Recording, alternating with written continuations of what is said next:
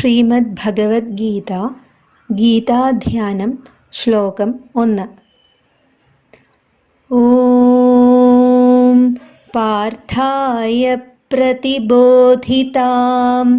ഭഗവതാ നാരായണേന സ്വയം വ്യാസേന ഗ്രഥിതാം പുരാണമുനിനാ മധ്യേ മഹാഭാരതം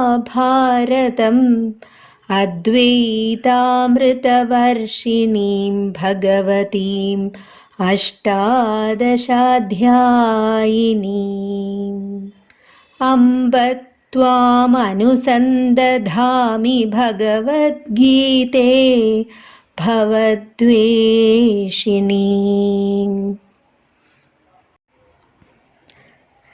സാക്ഷാൽ ഭഗവാനായ നാരായണനാൽ പാർത്ഥനു വേണ്ടി ഉപദേശിക്കപ്പെട്ടതും പുരാണമുനി ശ്രേഷ്ഠനായ ശ്രീ വേദവ്യാസനാൽ മഹാഭാരത മധ്യത്തിൽ എഴുതപ്പെട്ടതും അദ്വൈതാമൃതത്തെ വർഷിക്കുന്നതും 18 അധ്യായങ്ങളോടുകൂടിയതും ഭഗവതിയുമായ ശ്രീമദ് ഭഗവത്ഗീതയെ അമ്മേ, ഞാൻ സംസാരനാശിനിയായ അവിടുത്തെ ധ്യാനിക്കുന്നു.